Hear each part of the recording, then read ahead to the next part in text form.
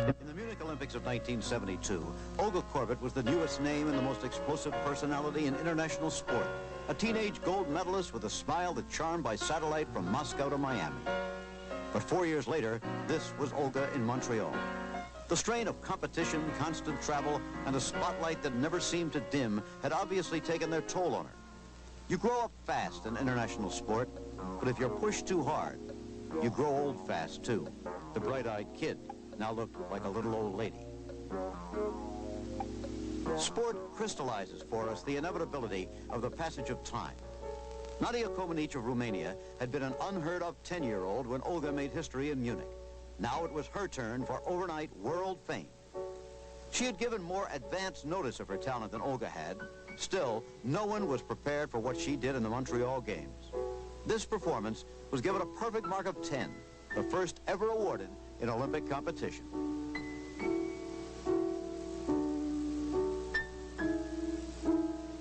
Having reached perfection, Nadia now became a phenomenon. In event after event, she scored 10 after 10. By the time the competition had ended, she had 7 perfect marks in all. Most experts think that we will never see such marks again. Olga had become the past. Nadia was the present. But the present becomes the past so quickly.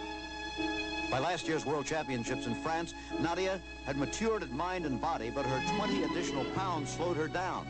There were no more 10s. The cheers now sounded nostalgic. But Nadia's tough. Last spring in Tokyo, a slenderized, whip-thin Nadia appeared. She wasn't performing from memory this time, but with determination. This floor exercise belied the old maxim that they never come back, because Nadia, in the opinion of the judges, had returned to the stratosphere of perfection. They gave her a 10. It was just like the good old days of Montreal.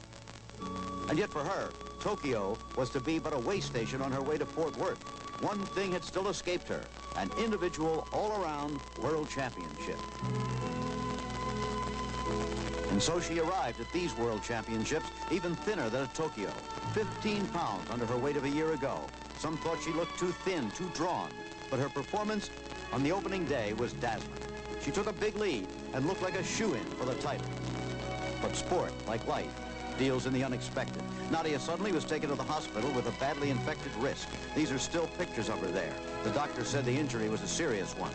But the next day, she left the hospital, her face as unsmiling, as inscrutable as ever. It was announced that she would give it a try, and so she did. She competed in only 1 of 4 events, but helped her country to its first team title. The individual title was gone. Nadia had lost not to an opponent, but to a poisonous bit of life visible only under a microscope. Bacteria had accomplished what the other competitors had not. Now the girl who had heard deafening roars in Montreal heard a single child's voice call from the stands, "We still love you, Nadia."